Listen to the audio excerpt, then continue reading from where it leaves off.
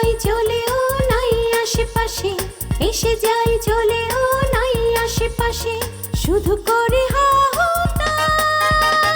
বাকুমটা বাতাস, হায় রে বাকুমটা বাতাস। জেগে থাকে ঘুমে, ঘুম না তো ভাঙে, জেগে থাকে ঘুমে, ঘুম না তো ভাঙে, উপরে নীল আকাশ। এতে ওতে খুঁজি, এতে ওতে খুঁজি, এতে ওতে খুঁজি, এতে ওতে খুঁজি, আছে মন গাঙে করি নাই রে তালাশ। বাকুমটা বাতাস, হায় রে বাকুমটা বাতাস। বাল শুধু মানুষ না, পাহাড়ও জায়গায় বলাতে পারে। আপনার কথাটা যেমনি কইলেন তাতে মনে হইল আমার সঙ্গে আপনি একমত না হইলে আমি মাইন্ড করব। ব্যাপারটা তা না, আমি মেনটেন কিছুই করবো না, আমি আমার মতটা দিলাম মাত্র। আচ্ছা দোস্ত, বাং মারলে কি হয় রে? মনে কর দিন কি দিন খালি শুকাইতে থাকে, শুকাইতে শুকাইতে কাঠ হয়ে যায়, একটা সময় ফুরুত মানে পরক। ওই নিজের ক্ষতি কইরা বাজে আড্ডা দেওয়া ওদের মধ্যে আমি আর নাই। খুব ভালো সিদ্ধান্ত নিছো। তাই এত ভালো সিদ্ধান্ত তুমি কবে থেকে নিলে কোন ভাই? অল্প কিছুদিন হয়েছে আর কি। আমরা যখন পড়ছি তখন এটা ভাব সম্প্রসারণী ছিল। ওর হয়তো কবিতার মধ্যে ঢুকে আনিস। ওরে বলদ রে বলদ, কবি তো মইরা গেছে 1907 সালে। তুমি কি তার আগে পড়ালেখা করছো? কিন্তু আমার পোলা অন্যায় করবো না কিছু না, তার নামে মানুষ 10টা ভাত বেশি খাইবো, এইটা তো আমি সহ্য করবো না। তো তোমার কি ধারণা আম্মা, রানীর আমি কিছু না কইয়েই ছেড়ে দেবো? দাদা দান অবৈ দিলে একটা কথা কইতাম। অবৈধ অবৈধ লাগবো না, কি কবি ক, আমি কেউ কিছু কমো না। আমার বারবার মনে হইতেছে এই ছবি বদলানোর পিছনে দবির মেয়ের কোনো হাত আছে। তোর এই কথা মনে হইলো কেন? আমার মনে কইতেছি মনের চাইতে তো বড় বিচারক আর কেউ নাই। আর যে দবির মেয়া তো ভালো লোক না, হে তো সব কিছু করতে পারে। সবসময় আন্দাজের কথা কইলে হয় না সান্দু ভাই। দবির ভাই যখন ছবি দিছিল তখন তো আব্বাইয়ের সাথে ছিল, আর পরে যে অন্য কেউ সেই ছবি পাল্টাই দেয় নাই তার তো কোনো গ্যারান্টি নেই। তারপর আমার কেন জানি বারবার মনে হচ্ছে এই পিছনে কলকাঠি নার্স ওই দবির মেয়া। থাক, তোমার ওই বড় মাথা ছোটো ব্রেন খাটাইতে হবো না, আমার চিন্তা আমি করে নেব না। চিন্তা করতে তো টাকা পয়সা লাগে না চাচা যান, এর লেগে এসব চিন্তায় মাথায় ভর করে। আচ্ছা আপনি যখন কইছেন চিন্তা ভাবনা বাদ দিতে, তাইলে অন থেকে স্টপ করে দিলাম। সেটাই ভালো। আমার জান, তোমার সাথে আমি একটা কথা পেতে চাই। কব্বা মা, তুমি এই বাড়ির সবাই ছোট, আর কেউ লেখাপড়া না করলেও তুমি ভালো লেখাপড়া করবা। এই তুমি যত লেখাপড়া করবা তত লেখাপড়া আমি করাবো তোমারে, কিন্তু তোমার রেজাল্ট তো আশাতীত না। আমার তো মনে কয় আমি চোখ দেওয়ার সাথে সাথে তুমি লেখাপড়া ছেড়ে দিবা। চাচা যান, আপনার চোখ না বুঝলে আপামনি লেখাপড়া ছেড়ে দিব, এই ব্যাপারে আমি 100% নিশ্চিত। আচ্ছা ভাই, তোর সবসময় সব ব্যাপারে কথা কইতে হইব কেন? আর আমার ব্যাপারে তোর এমন মনে হইলো কেন? ছোট আপামনি উপরের ক্লাসে কি আপনার ওই যে মোবাইল কি কয় ফেসবুক রিলস এইসব নিয়ে কি কোনো বই নাই? না নাই, আর থাকার কথাও না। আপনার 24 ঘন্টার মধ্যে তো 20 ঘন্টায় কাটে এইসব নিয়ে। এইসব বিষয়ের উপরে যদি প্রশ্ন আসে তাহলে আপনি চোখ বুঝে লিখে দিতে পারবেন, এটা ঠিক। কিন্তু যদি না আসে তাহলে তো আপনারা যদি বই খুললেও দেয় আপনি কিছুই লিখে দিতে পারবেন না। তার মানে কি হবো ব্যাপারটা জানেন? কি হইব? আপনি নিশ্চিত ডাব্বা। চান্দ আব্বা, তোমার সামনে চান্দ আমার কত বড় বড় কথা কইতাছে, তুমি আর কিছু কইতাছো না কেন? কিন্তু ওরা কইতেছে মা সবই তো সত্য কথা কইতেছে, মিথ্যা কথা কইতেছে না। তোমার নিয়ে কি আমি এমনি এমনি চিন্তিত আম্মা জান? শোনো আব্বা, আমি যতই রিলস করি ফেসবুক করি যাই করি না কেন, আমি পরীক্ষায় রেজাল্ট ঠিকই ভালো করবো, এটা নিয়ে তোমার কোনো দুশ্চিন্তা করতে হবে না। তেমন কিছু না তো ভালোই, আমি তোমার ভালো রেজাল্ট দেখতে চাই আম্মা জান। তুমি ভালো রেজাল্ট করলে আমি বইটাও শান্তি পাবো। আপনি চাইলে স্ট্যাম্পে লিখে নেন চাচা, আপনার এই আশা জীবনেও পূর্ণ হইতেছে না। তুই কি কিছু কইলি চান্দ? না ভাবনি, কিছু কই নাই। গ্রামটা কি যে চলতেছে রে জবা, এসব দেখে আমার ভালো লাগতেছে না। কোন কাণ্ড কারখানার কথা কইছো ভাইজান? এই যে মকবুল কাকায় যে কামটা করলো, এটা কি ঠিক করছে? হারান্দাজে এত বড় একটা কাম করলো, সেটা কি ঠিক করলো? হনামনির যে কাম করছে, এটাও কি ঠিক করছে? মানুষ স্বার্থের জন্য খারাপ কাম করবো কেন? মকবুল চাচা কি হাসাই মরে যাইব ভাইজান? এরম বদলোক মরে যাওয়াই ভালো। এরা বসে থাকলে সমাজের ক্ষতি। মকবুল চাচার নাকি সত্যি কিছু হইয়া যাইছে, তাইলে তো জানি বিয়েন দিনি তো হাসে যাইব। কারোর জন্য কি কারোর জীবন কখনো থাইমা থাকে যাবা? তুমগো বাপ মাও তো অনেক আগে মরে গেছে, তো তোমরা কি বাইসা গেছো? তুমি এই সকালবেলা আমার বাড়িতে কি মনে করিয়া? আলাই ভাই, তুমি তোমার দোকানে তো মুড়ি বেচো না, তাই না? এটা তো আমার চাইতে তোমার ভালো জানার কথা কবি। সেইটা আমি জানি যে তুমি মুড়ি বেচো না, কিন্তু আবার হঠাৎ করে কেন জানি মনে হইলো যে বেচো, তাই ভাবলাম তোমার বাড়ি থেকে একবার ঘুরে যাই। কেন ঘরের মুড়ি কি ফুরাই গেছে কবেন ভাই? যাবা, ওই যখন রান্না বাড়া করতে ইচ্ছা করে না তখন তো মুড়ি দিয়েই চালাই দিই, কিন্তু আজকে সকালবেলা মুড়ি খামু ভাইবা যখন গেলাম, খেয়াল করলাম একটা মুড়িও নাই। আরে তোমার ঘরে মুড়ি নেই তাতে কি হয়েছে? আমার ঘরে ভাত তো আছে। এত বা এক কাম করতো, একটা প্লেট নিয়ে যা। না না আলাই ভাই, না না, সকালবেলা আমি ভাত খাই না।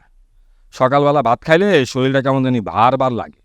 অন্যদিন সকালে খাও না, আইস খাইবা। একদিন খাইলে কিছু হয় না, ঠিক আছে? হাসাই কইতাছি আমি সকালবেলা ভাত খামু না। তোমার কোনো আপত্তি আমি শুনতেছি না কবি। কি রে, তুই বই আসিস না? যা একটা পণ্যক নিয়ে আয়। তুমি অনেক খারাপ আছো গা, আসো না, উপরে আসো, উপরে এসে বসো। আরে কি যে করে না তোমরা, খালি জোরাতে নিবে। আচ্ছা আলাই ভাই, ধরো আমি তোমার এই কথায় চাপাচাপিতে আমি এই বেলাটা ভাত খাইলাম, তো জবা কি আমার লেগে ভাত রান্না বলে দিছে। আমি যদি আমি এই বেলা ভাত খাই তাহলে ওরে না খায় থাকতে হইব না। শোনো, গ্রামের মানুষের শেষের জনের খাওয়ানোর পরও দু একজনের ভাব থাকে, এটা নিয়ে তোমার তো ভাবতেই। নাও, তুমি না একটা বিষয় বুঝতেছো না ভাই, সকালবেলা ভাত না খায়া খায়া আমার অভ্যাস হয়ে গেছে। এখন তুমি যদি আজকে সকালবেলা আমার ভাত খাওয়ায় ছাইরা দাও, আর কালকে সকালবেলা আমার আবার ভাত খাইতে ইচ্ছা করে, তখন কাইলেও আমার বাড়ি থেকে এসে খাইয়ে দেও। লও, এসব ফাউ পেশাল বাদ দিয়া হাত ধুয়ে লও। ধরো পানি ধরো। যে করো না তোমরা। এই শাক দিও না, ডাল দাও।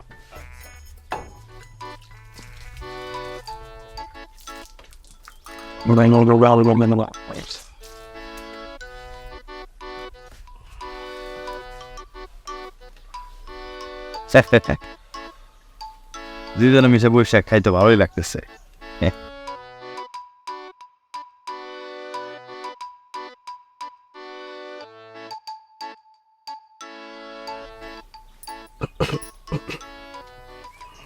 পানি দাও। সকালবেলা মুড়ি খাওয়ানোর অভ্যাস তো, ভাত খাইতে দেওয়া বেঁচে গেছে। আগে কইছিলাম তোমারে অভ্যাস নাই। এই জন্য মাঝে মাঝে একটু ভাত খাইতে হয়।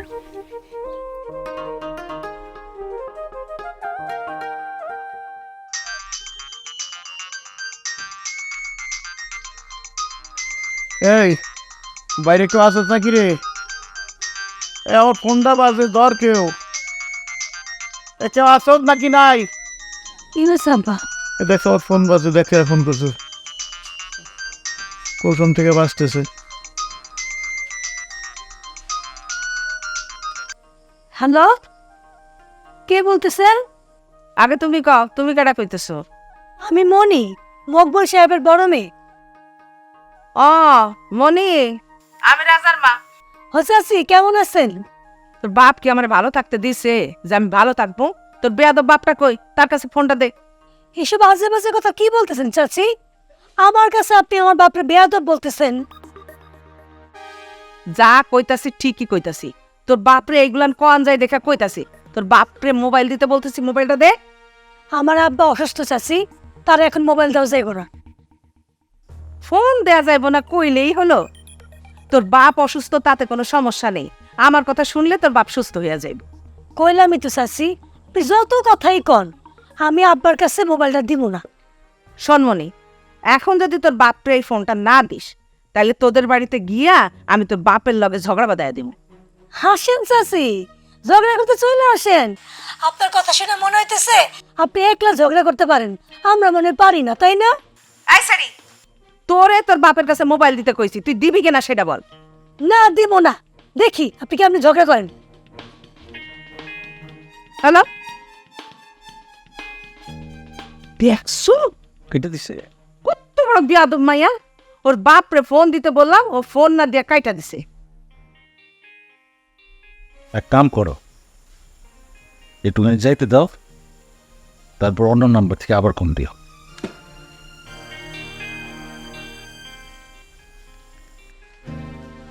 কার সাথে কথা বলি রে মা? না আইলা চাচি ফোন করছিল, তোমার লোকে মোবাইলে ঝগড়া করবো। আমি কইছি আমার আব্বা অসুস্থ, ফোন দিতে পারুন না। লাইন কেটেছে, ভালো করছস। আবার কয় কি জানো, কি? আমাকে বাড়িতে বানাইবো ঝগড়া করার জন্য। আসুক, আমরা কি ঝগড়া করতে পারি না? আব্বা তাই শোক সব চিন্তা করে রোজ শোক বলে তোমার কাছে রাখো, আমি আসি।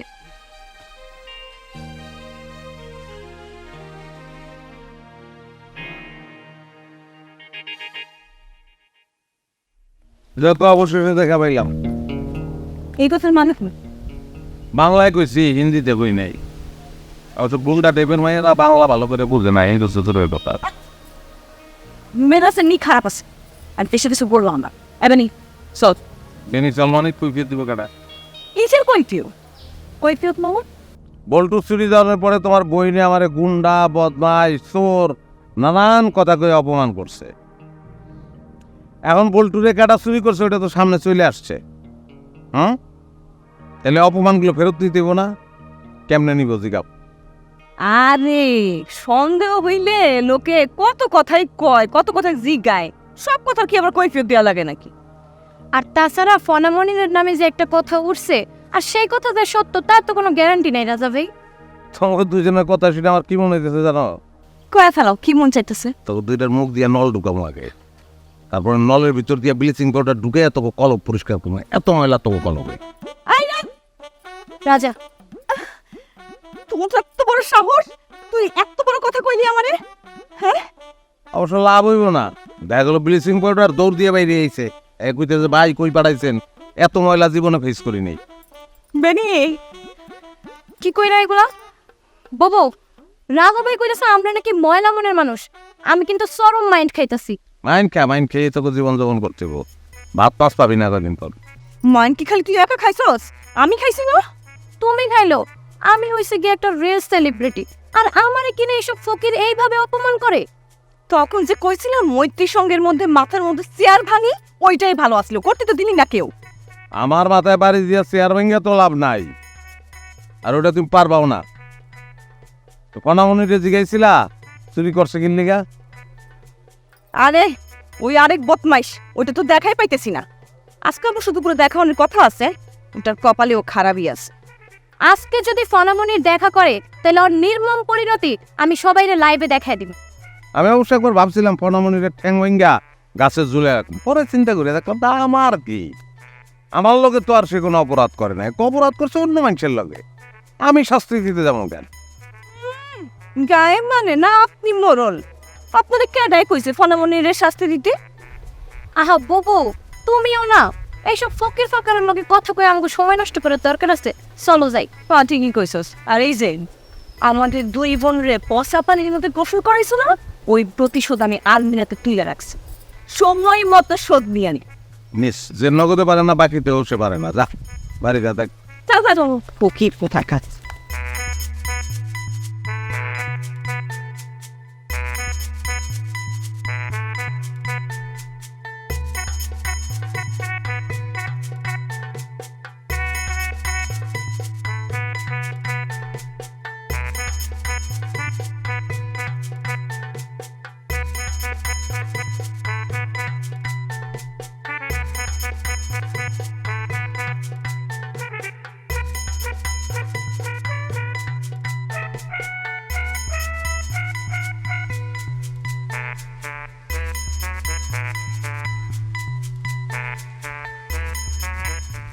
এই ফারুক খারাপ কি হয়েছে কি এরকম ফট করে ডাক দিয়ে আমার থামাই দিলা গা?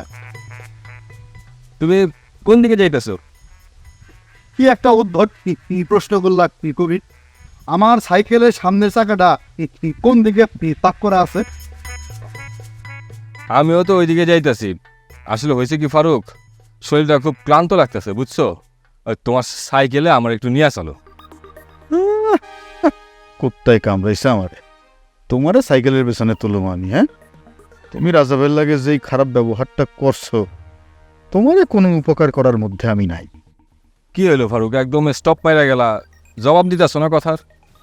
হয়েছে কি কবি, তুমি যে আমার সাইকেলে উঠবা, আমার সাইকেল তো তোমার লোড নিতে পারবো না। তোমার সাইকেল আমার লোড নিতে পারবো না মানে? আমি কি জল হস্তি যে আমার ভারে তোমার সাইকেলের চাকা ব্লাস্ট হয়ে যাইব? আহা, তুমি যেরকম ভাবতেছো বিষয়টা আসলে ওইরকম না। তা বিষয়টা কোন রকম সেটা একটু বুঝায় কও শুনি।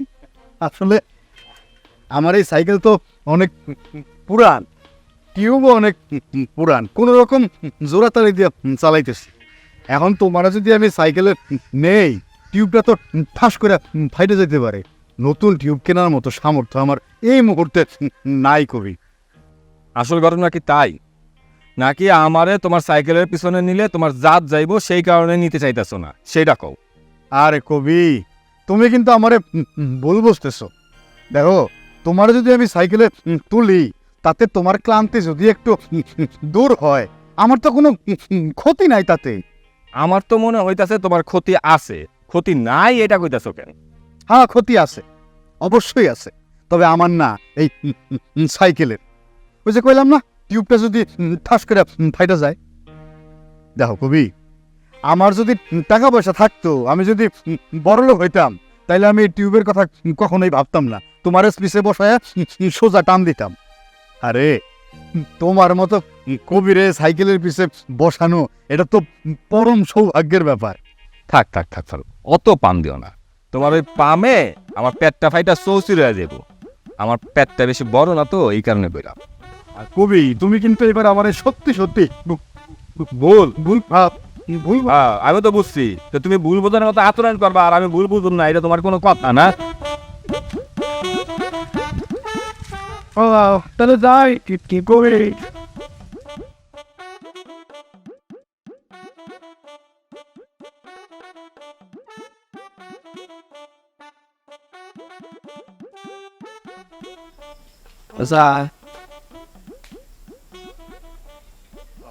চাচা ঘুমায় না?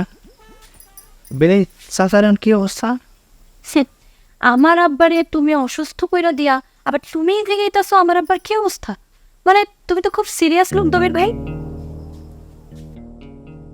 এটা তুমি কোন ধরনের কথা কইলা বেনি? হ্যাঁ, চাচারে আমি অসুস্থ করছি মানে? যেটা হাসা ওইটাই কইছি দবির ভাই।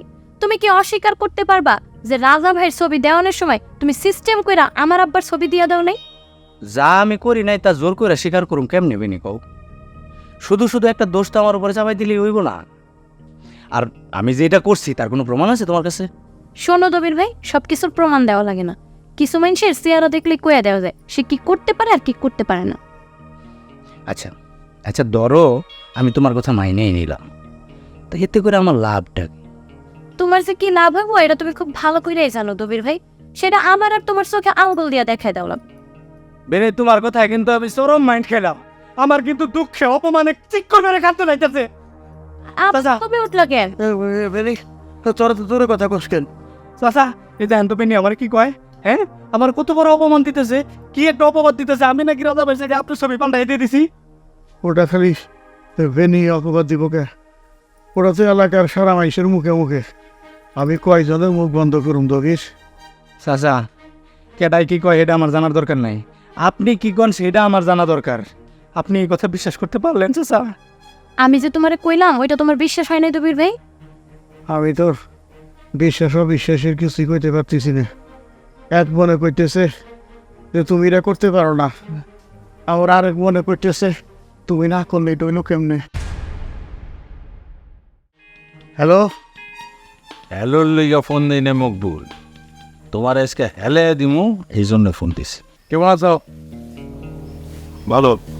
যাও, আমি মনে মনে আনন্দা তোমারই খুঁজতেছিলাম, দেখা হয়ে গেল, ভালো হইলো। সে স্বার্থের জন্যে মকবুল চাচার ছবি নিয়ে যা শুনলাম, আমার তো একেবারে নাক কাটা গেছে।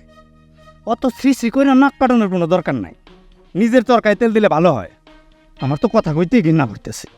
রাজা ভাইরে বান মারার চিন্তাটা তার মাথার মধ্যে কেমনে ঢুকলো, এটা এগুলো আমার মাথায় ঢুকতেছে না। যে কথা তোমার মাথায় ঢুকতেছে না ওটা জোর কইরা নিজের মাথায় ঢুকানোর কি দরকার? এই কথা আবার আমার মাথায় ঢুক। অত কথার দরকার নাই। চাচা জানের তুমি বান দিছ, চাচা জানের বান তুমিই কাটাইবা। এখন তুমি নতুন করে মন্ত্র শিখবা না অন্য জায়গা থেকে তান্ত্রিক ভাড়া করে আনবা, সেটা তোমার ব্যাপার। যদি পায়ে একে দশ মালা, যদি পায়ে একে দশ মালা, কেউ হবে না নিরাশ। তালা প্রেম ঘরে, তালা প্রেম ঘরে, তালা প্রেম ঘরে, তালা প্রেম ঘরে, যাবে ভেঙে পালা, সত্য হবে প্রকাশ। বাউ ঘুমটা বাতাস, হায় রে বাউ ঘুমটা বাতাস। ঘুরে ঘুরে ওরে ওরে, ঘুরে ঘুরে ওরে, ঘুরে ঘুরে ওরে ওরে, ঘুরে ঘুরে ওরে, ঘুরে ফিরে আসে